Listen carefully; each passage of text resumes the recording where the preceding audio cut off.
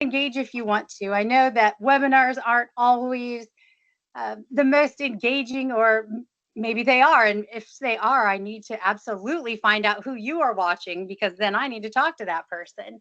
But some of us love webinars, some of us keep our cameras off, but I'm going to invite you to do all of those things based on where you are and what you are doing. So if you would like to, feel free to turn your camera on. And oh, some of you are turning your cameras on. Oh, I love that. That's so nice. Hello. Hi. Hi.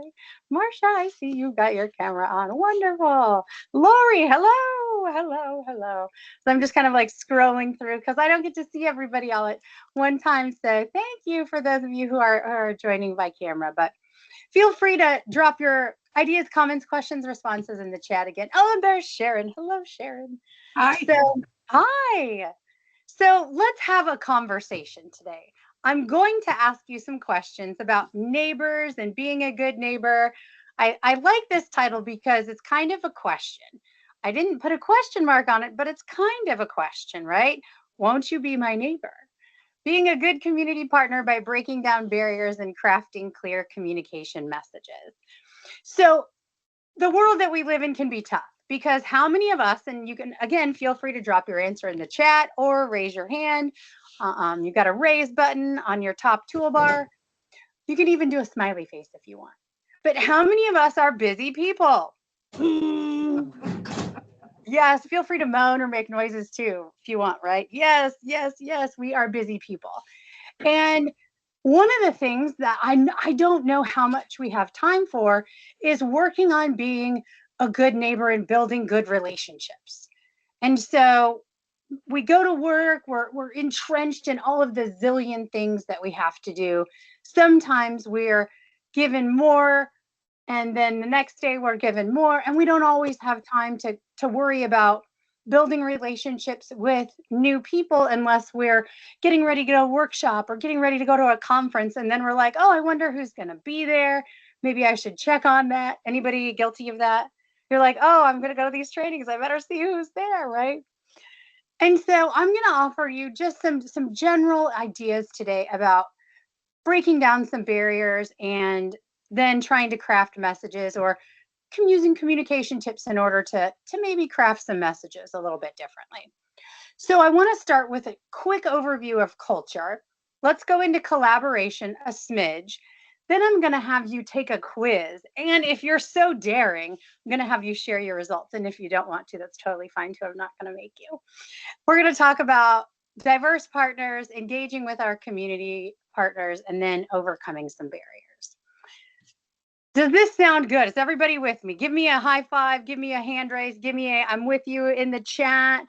I am with you. I see the hands coming. Yes, wonderful. I love it. I love it. I love it. Okay, super. I love this. Okay, so our organizational culture tends to be generated, right, from all of the people that are inside of it.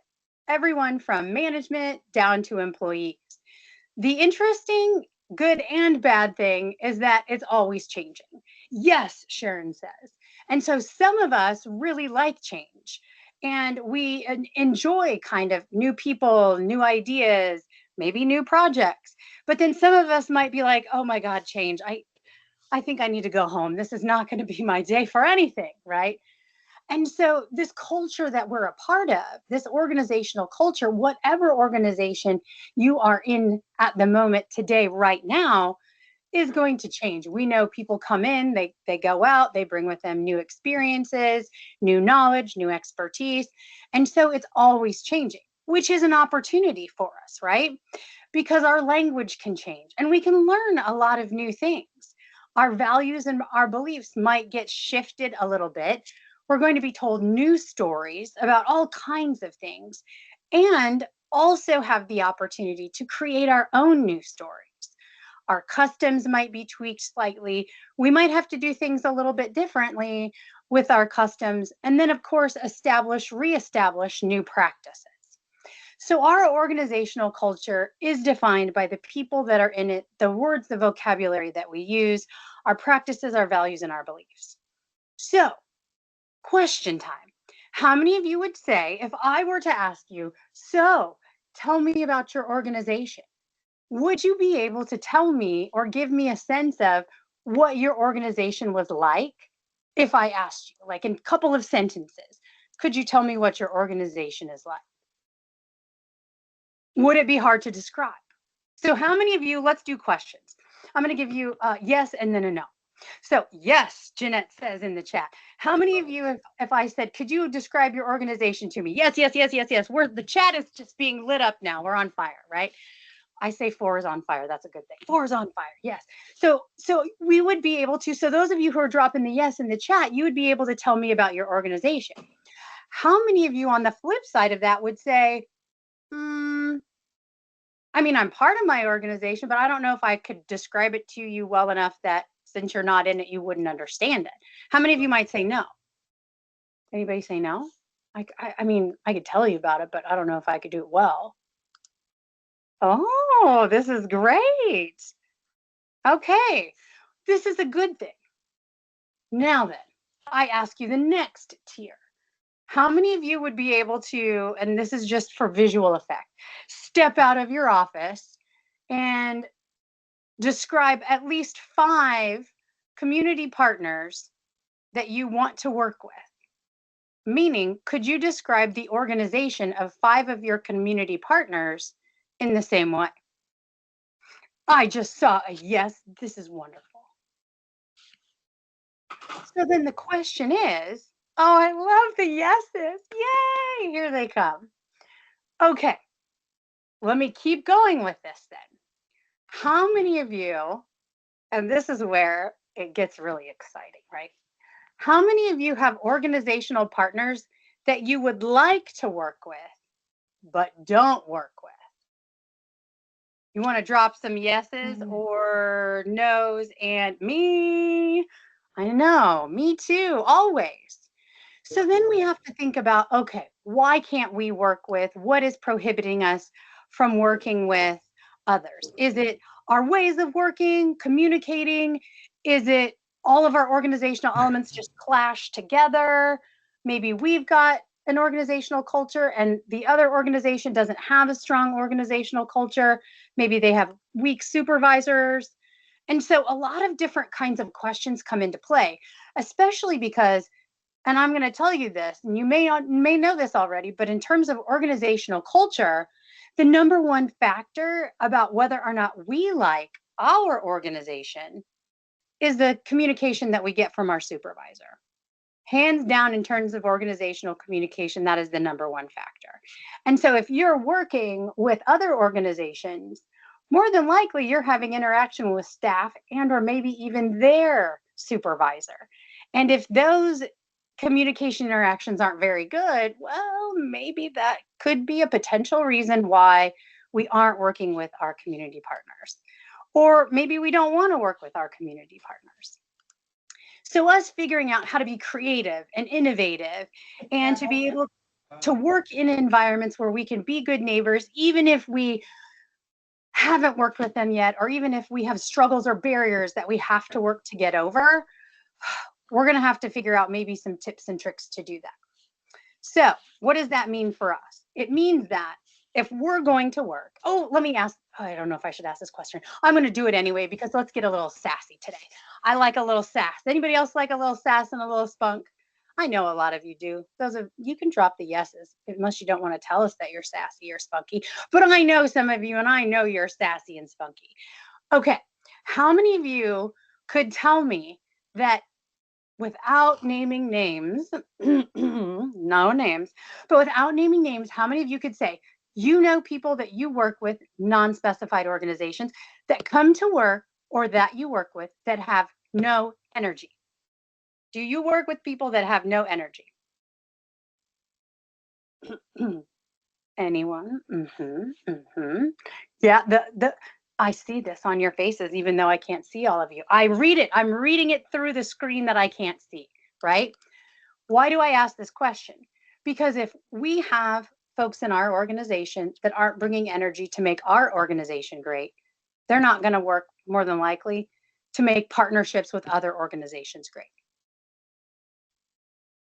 Plain and simple, which is a problem, right? If we want to build good relationships. So I want you to think about your culture for just a second. And I want you to, if you are so daring, to drop what you believe to be an asset of yours that you bring to your organization. So for me, I would say I bring fun, I bring zest, I bring personality, um, energy. Those would be some of the things that I would say that I bring. Love it. Weirdness, bring that on. Let's have it. Positivity, I love it. Passion, knowledge. Good, Sharon. Mary's like energy, motivation. I love it. See, these are all really, really wonderful things, right? And so us knowing the great things that we bring or the important things that we bring, if we know what we bring to our organization, then we can be an asset when thinking about, okay, I need to work with this other organization. What are the same assets of other people in my organization? And how can I harness Sharon's passion for X, Y, and Z? Bring her with me as I try to build a community partnership with another person. So it's us really, right, thinking about what do we bring to our organization? What does Jeanette bring? What does Sharon bring? What does Mandy bring? What does Todd bring? And how can I ask the folks that I work with in my organization to take their most positive or most exciting or most amazing asset to help them help me establish those relationships?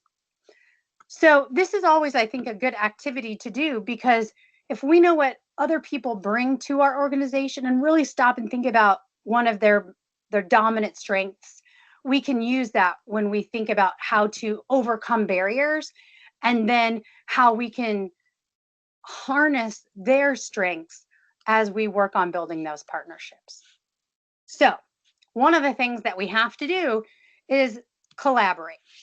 So, as I was thinking about collaboration and what that means and what that might mean for us, I kind of broke it down into just a couple of things, right? If we're thinking about the value that collaboration has, because our collaboration and our communication can make or break our partnerships with other people, hands down, right? So when we think about our community partners and how much they matter, I was thinking, okay, community partners, they matter because the kind of and type of collaboration that we bring can strengthen not just the credibility of both of our organizations, but also the amount of outreach potential that we have. So that becomes really important. And then thinking through community partners and the value of collaboration, I think about community issues that exist and issues that are in our communities that we don't even know about yet because they haven't sprung up. But I think about how important the collaborative effort becomes when we need to do things in an efficient way. And so, our community partners and the value that that brings when we think about our collaboration, those things came to mind. I then think about the resources and expertise. And if we're not collaborating, what kinds of missed resources and missed expertise moments that we have. Because we know that pooling our knowledge and even sometimes pooling our funding opportunity can create new programs, sustainable programs, and access to so many more supporters and stakeholders. And this then in turn kind of has a domino effect. So I thought, well, that's a good value of collaboration and why it becomes so important. Because if I'm going to talk to you about breaking down barriers, I need to give you a purpose for why it's important. And hence, this is what I came up with for us. And greater community impact to address those social, those economic, environmental issues that pop up. And of course, to reach a larger audience to be able to impact more people. And there's so many real life success stories of this, everything from, hospitals partnering with health centers for different kinds of screenings, to wellness workshops, to outreach programs. I just think that there's so many success stories that we could probably draw upon together of how collaboration is of value to us. So Is everybody with me so far? Are you still awake? Are you still here? Oh, I'm not getting as many yeses. Oh no. What have I done? Well, because collaboration is so important, I want you to, oh, Sharon, oh, wonderful. Thank you. I love it. Again, you can drop these in the chat. You can be off mute. You can even scream it at me if you want. I'm that way I know you're alive. I love it. All right. So here's what I want to know. If we value our collaboration with our community partners, I've got a thumbs up in the chat. That's the first one. I love it. Yes. So if we value collaboration for all of those reasons I just talked about, we need to be assessing ourselves in a different way. Do we think we're a good communicator or are we a complainer? Now, I've already had you think about different people in your organization, the skills that they bring, even people who don't bring energy. I have 5 questions for you on the right. And I have the scale that I want you to rank your agree or disagree to on the left. If you would please give yourself a tally. Now, don't cheat, people. Let's be honest. I usually share my problems with others. You pick your answer. Strongly disagree, you give yourself 1 point. Disagree, 2 points. Oh my gosh, there should be a 3, slightly disagree. There's a typo, I admit it. 3, slightly disagree, should be 3 points. Neither agree nor disagree, 4 points. Slightly agree, 5 points. Agree, 6 points. And strongly agree, 7 points. Okay, so if you would read those 5 statements, give yourself a point total for each, tally up your points. I'm going to give you a minute and pretend like we're on Jeopardy. Do, do, do, do. Don't expect me to sing well. I'm not a music person, but I like to pretend every day. Do, do, do, do, do, do, do.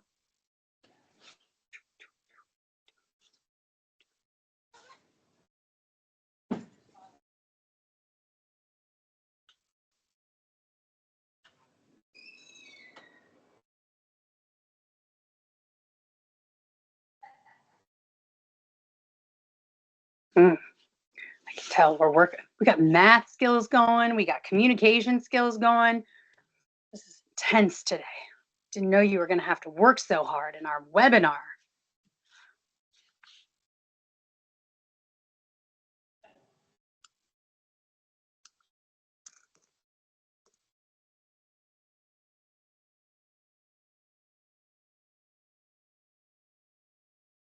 Okay.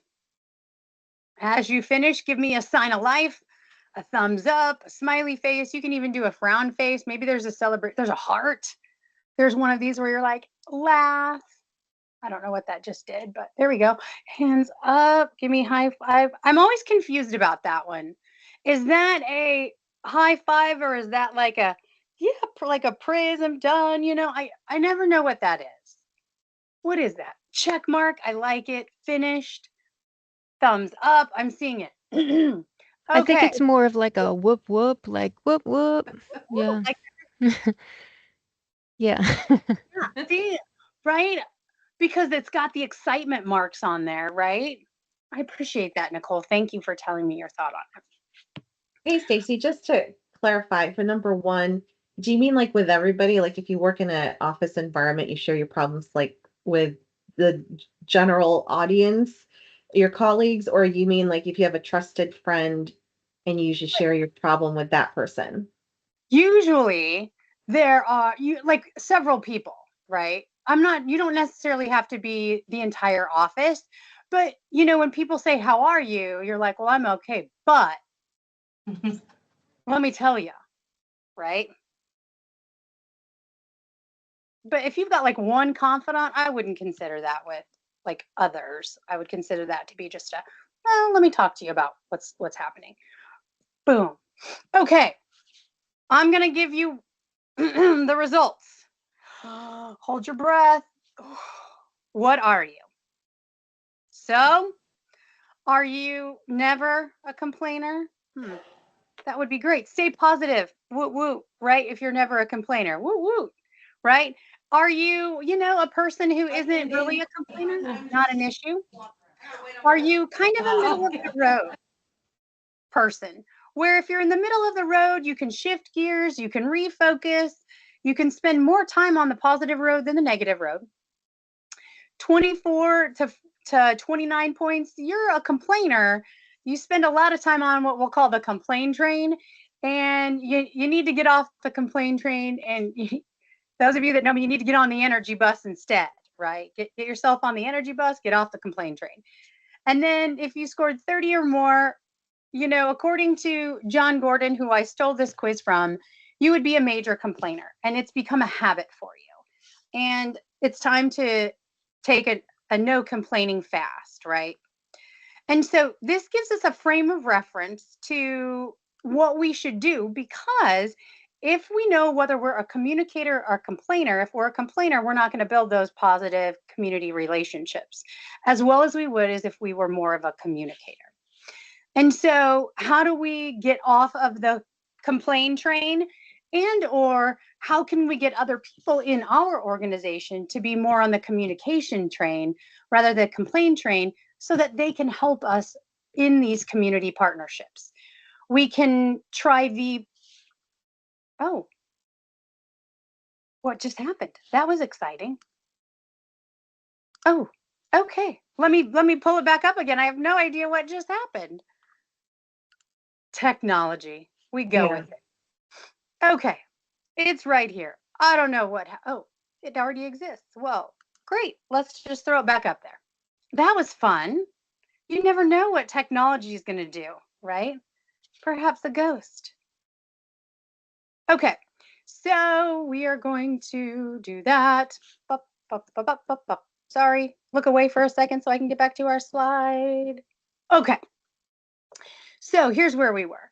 So we want to be able to get everybody more on the communication train than the complaint train, so they can help us in these partnerships, because we know how important and vital it is to build those relationships.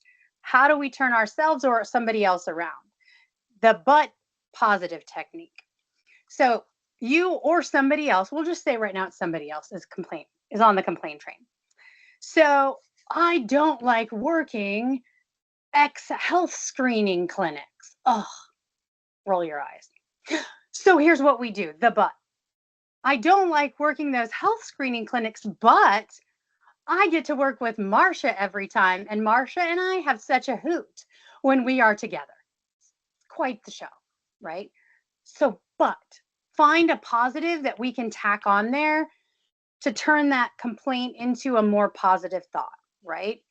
And if we are doing this consistently, and or thinking about helping others in our organization do this more consistently, maybe hopefully that person will get the clue that we're trying to turn all of their gripes into something that aren't gripes. Turn complaints into solutions. So we don't want to eliminate all complaining. I mean, we're not going to be like skipping around, all of the time, whistling, but the intent is to eliminate the kind of mindless complaining that doesn't serve a purpose and that allows us to stall work rather than to move work forward. That's what we're talking about. Turning complaints into solutions. Okay. And so then finally, we've got focus on the mindset, right? Mindset is huge. Where our blood is flowing, our mind is going as well. And so if we're always the have to person, our energy is going to go to that place. And again, we know bringing some level of energy to our organization is going to help us in that collaborative effort. So we want to focus on the I get to do this, right? It's a reframe. I get to do this instead of I have to do this. And so very important, just a couple of little no complaining tips or tricks. So now that we know why collaboration is important, we know if we're a communicator or a complainer, we've got a couple of no complaint tips, or turn those complaints into positives. Let's talk about how we actually communicate. Are you with me? Signs of life. So far, so good. We're halfway through. Are we alive? Are we breathing? Are we hydrating? Yes, we are. Hands up. Excellent. Nobody's typing in the chat anymore. So our fingers are, I'm not actually typing. I'm pretending to type. All right. All right. Throw it in there if you're alive. So let's talk about some, not all, because we could spend, I don't know, years talking about all of the different communication aspects that we have. Thank you, everyone. Look at these yeses. Yes. Oh, my goodness. Now, Samantha, I like your little smiley emoji with the high five. That's adorable. I like that. So, what kind of communicator are you? Because we all know everybody's a different kind of communicator, right? So if we're honest in our assessment about the kind and style of communication we like, we're going to need to do that about our community partners as well, because everyone prefers a different style of communication. If we know ours and can learn what our community partner values, that is a way for us to forge this collaborative effort and connection. So are you a direct communicator or indirect? Again, there's many different ways for me to break down communication, so I just picked a few today. Direct and indirect. Are you a direct communicator in the sense that you're straightforward, you're clear, and you try to be very explicit with your messaging? You're busy, you value efficiency, and you need clarity. Now, that doesn't mean that you're rude.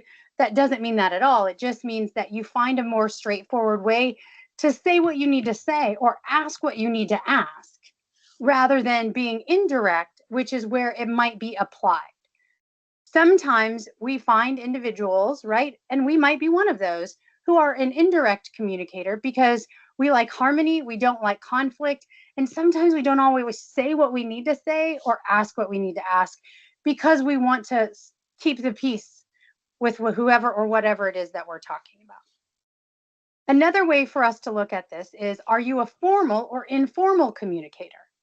So you've got one layer. First, are you direct or indirect? You're one of those two.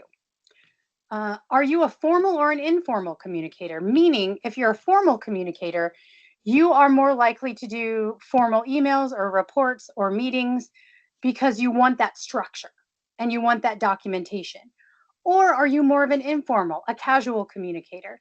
You'll see somebody in casual conversations, you'll talk about something, probably an aspect of the organization, and it's more spontaneous. It's not as structured, as planned, as documented. Now, they have both goods and bads. So sometimes with our informal communication, the negative downside to that is if we are talking about something organizational related and it's in a casual conversation, that might be forgotten by one or more of the parties. That's kind of a negative risk of the informal.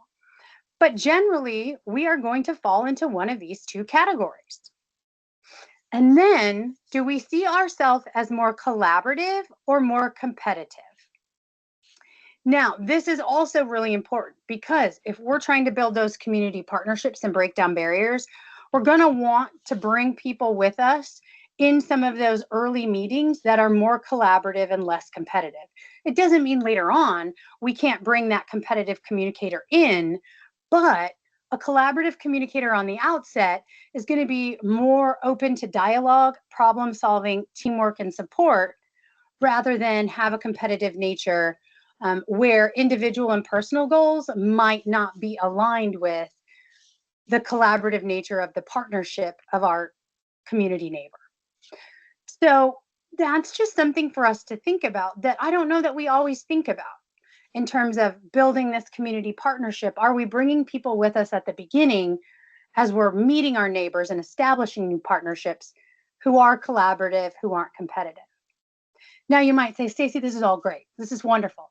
But sometimes I don't get a choice into who comes. I know, I know, I know, I know. So what can we do? Well, with our communication, we can really try to understand how our community partner functions. Do we know? Can we find out what kind of communication they prefer? How can we establish an open dialogue with them? Can we adapt to some of their preferences? Do we know? Can we find out? Do they prefer face-to-face conversations? Do they prefer email? Sometimes just finding out the mode and the medium for how another communicates can go a long way. Like if I know that Sherry prefers emails, I am going to make my direct contact with her through an email. because I know that that's what she prefers. And so if I can, I'm going to try to do that, right? Then after we establish that interaction, we can go from there. Respecting the diversity of their communication needs and of their busy schedule, while bringing, if possible, these ideas of active listening, where we're trying to be mindful, we're trying to understand them from their point of view and their organizational culture, which could be very different than where we are at. A couple of other things to think about with communication at the onset of our community partner building is to try to be as simple and concrete as possible. We all, I would say, when we're going to build a new partnership, we might have an idea of what we're thinking in terms of a goal or an outcome.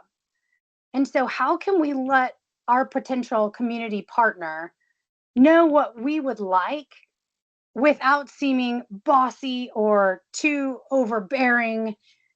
You know, being simple, and by simple, I don't mean dumbed down. I just mean being transparent and simple in what we think a goal is. So it might be something as us saying, we've been brainstorming. We came up for us with a couple of ideas for what we think we might want to see. We wanted to share those with you to see what you think, because you might have other goals in mind. And then maybe we can compare our goals and see where they align and or how we can build new goals together, right?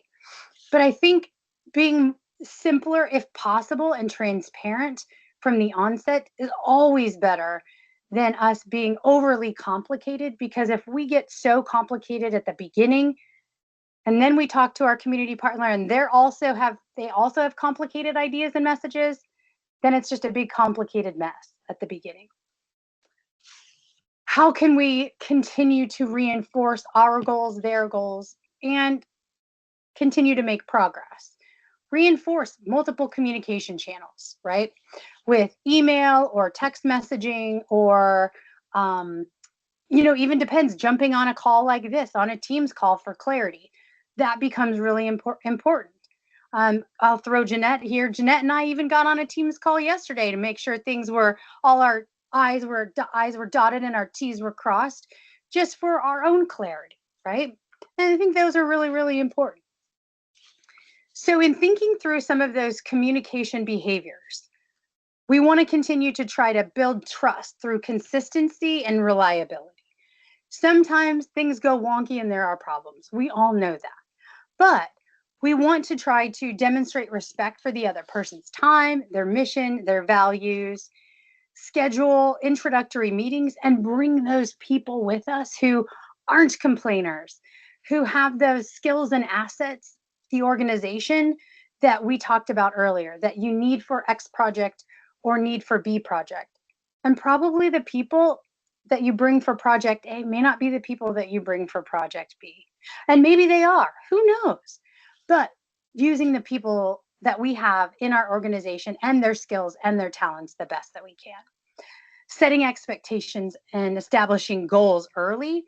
And then finally, who has responsibility for what? That goes into the building clear expectations together.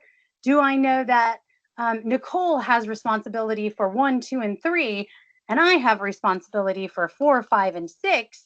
That's going to be really important, because we don't want to duplicate time. We don't want to duplicate efforts. We want to work together to accomplish our tasks and then report back to each other, check in with each other so that we can keep our engagement moving forward with our community partner. Okay, sign of life. Is everybody with me?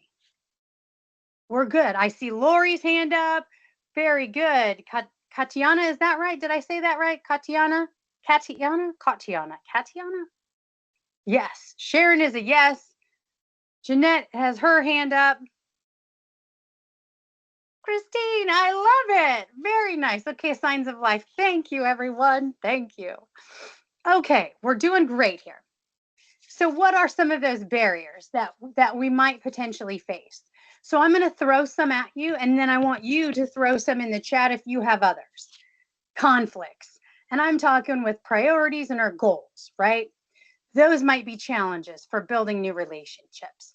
differing expectations, especially when we're thinking about making decisions, right? We're faced with all kinds of challenges. Past negative experiences with X person or X group. We don't want to do it because the last time we did it, blah, blah, blah, blah. And then you could talk for an hour about how it didn't work last time. And then just lack of communication, right? Just lack of communication.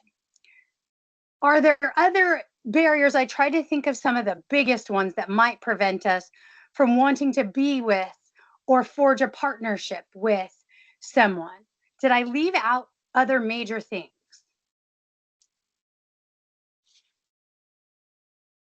Try to hit the big ones. So if we know we have these problems, we may have also experienced some of these conflicts. Because if there are communication problems, there could be a conflict, right? Conflicts, we either have to deal with it or we have to avoid it. Those are going to be, we deal with it, we avoid it, or we don't. Those are kind of our choices when we have conflict with people. So why do we then maybe go from a barrier to a conflict?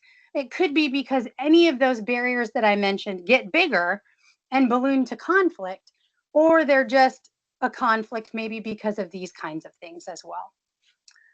So if there's conflict and if there are barriers, then what? How do we deal with these barriers or difficult people, or these conflicts or difficult people? We don't let them drain our energy. Because when they drain our energy, we're not good for ourselves, we're not good for our organization, and we're not good for our partnership. Get to the root of the problem, right? And then tell who you need to tell. Don't tell everybody, right? Don't go back to the complainer quiz where you're telling everybody everything, but get to the root of the problem. Is it fixable? Is it something small? Is it something big? Can a problem or a barrier in the past be explained in a way where you can move past it and get, because it might be something simple, but it might not be. Taking note that as we deal with difficult people, document. It's always a safety net for us to make sure that we have a record of who and what we talked about and when. And it serves as an aid for our memory too. When we have conversations with people, taking notes, kind of an important thing for us to do. And then when we are dealing with difficult people or organizations, to come with ideas or solutions. Ideas are always great. Come with a goal and an idea of maybe how to get there, keeping it transparent and keeping it simple. Okay? Listen.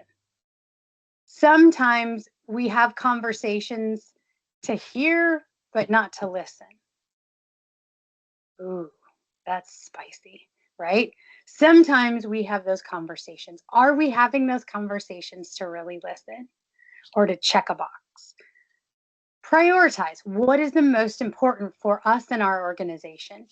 Develop a plan and then follow through. Those are just some really easy ways from our communication path that we can deal with difficult people. How can I even add another layer onto that? Well, we can have some regular check-ins with that individual or that organization and let them know when. I will check in with you at the beginning of. Would it be okay if every 2 weeks we check in with each other just to make sure as the project is going on, we're on the same page? Can we address the conflicts or any potential issue proactively? Are they being flexible, approachable, and considerate? Are we sharing resources? Are we even working to the point where we are working jointly together so that we can leverage our social media to reach more people? And are we celebrating small successes?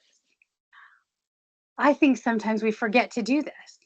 But if we're working with a community partner, this is important. Can we show appreciation and celebrate our successes so that we can say we're having effective teamwork, where our communication is clear, we have developed trust, we've come up with shared goals, we are being adaptable in situations where we may not have complete control.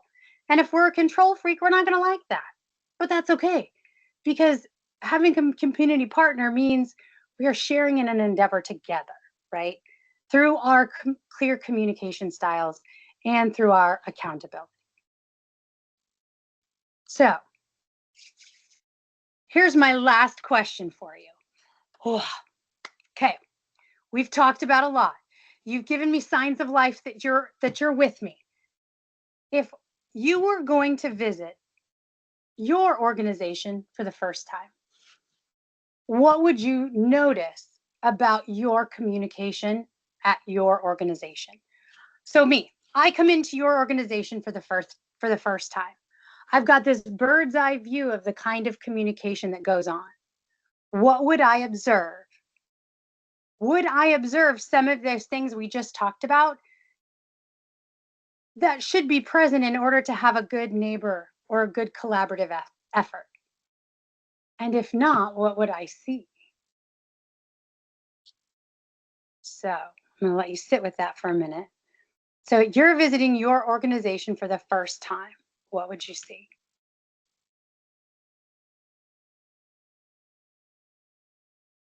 Would anyone want to volunteer? And you don't have to.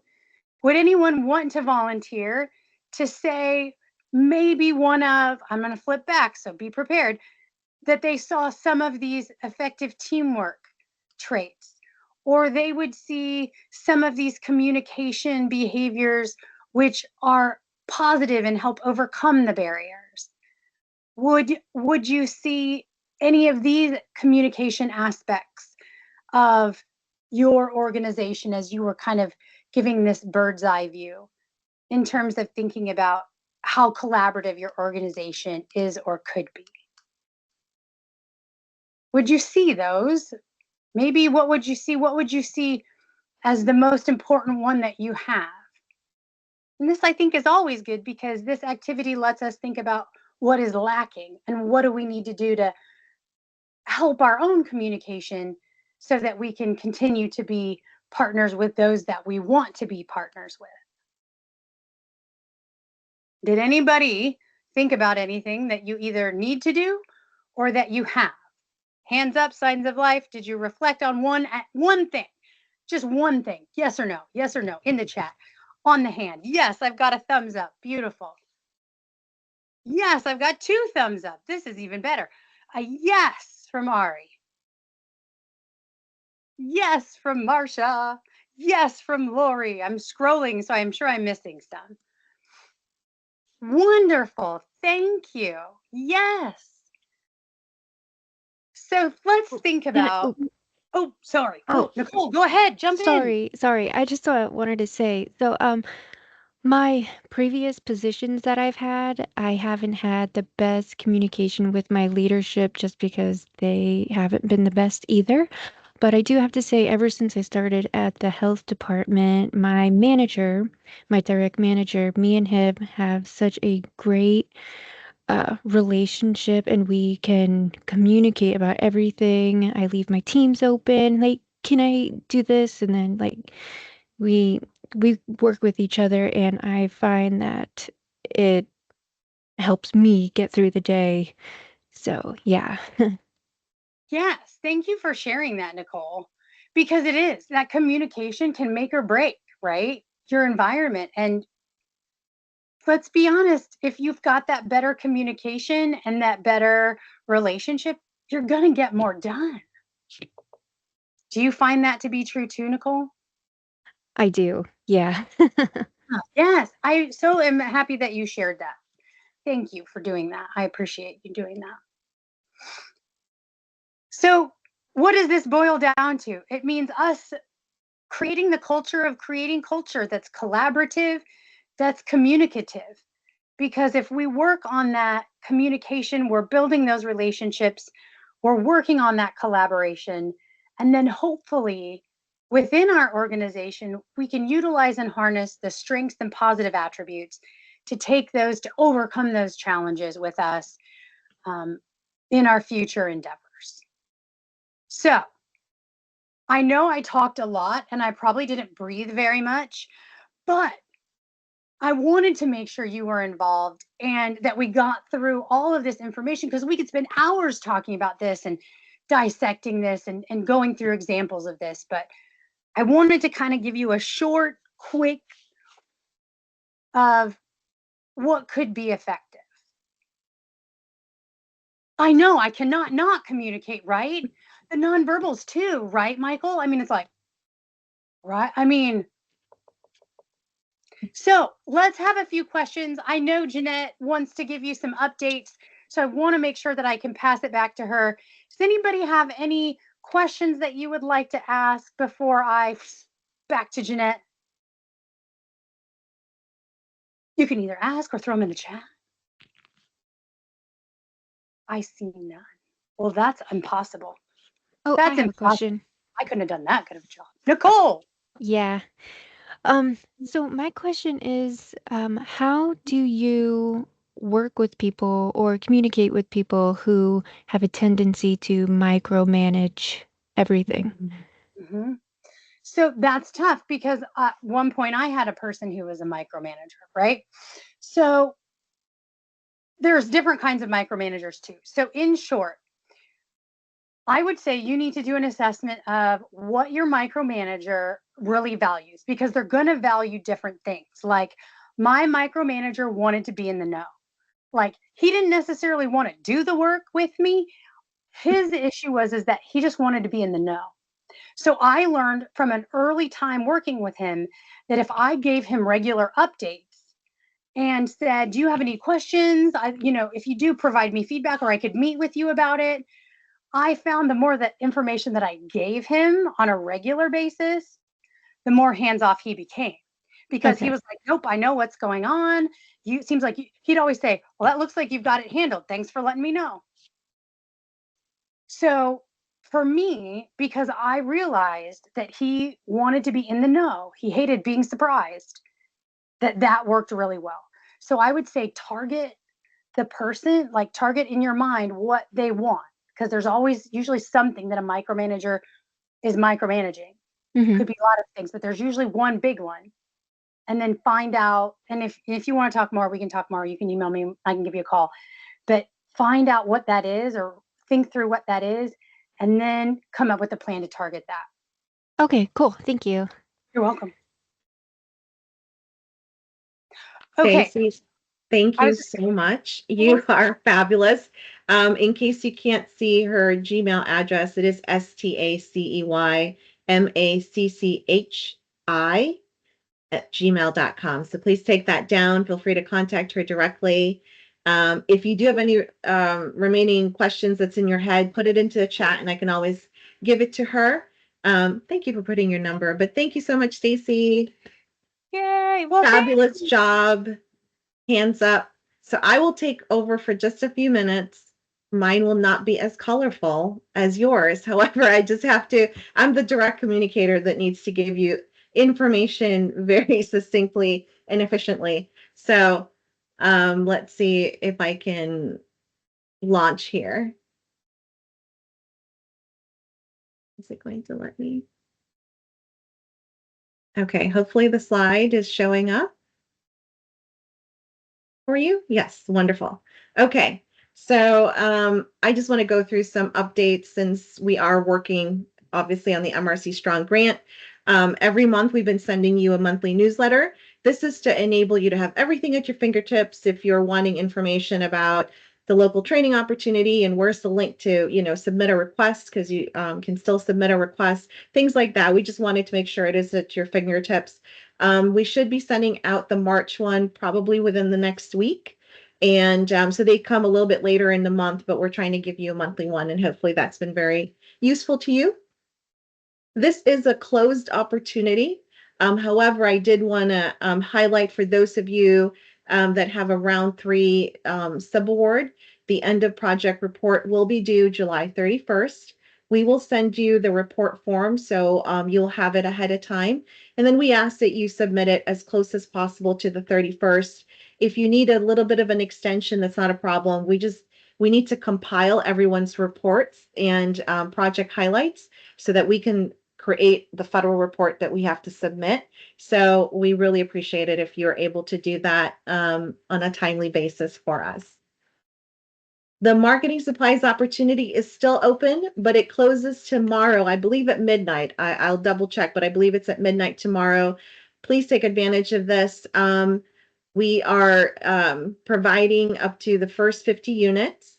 a budget of $1,500, and pretty much every order that has come in thus far, we have a few spaces left, I believe, but I haven't received the most latest order report, have used all of that $1,500. So I'm so happy that you guys are responding to this. These are some of the most popular items that you guys are ordering for your units. Um, a little bit of a news or a flash update, I guess. The intent of Merkle is to open another, I'll call it a shopping opportunity for you a little bit later on, maybe a couple of months from now, once we're able to assess what's left in the budget. And we will open it up again for the first 50 units, make sure that you have a hefty budget. What we're going to do is combine the marketing supplies and the emergency preparedness supplies. So if there was something you guys want more of, please do take advantage of that opportunity.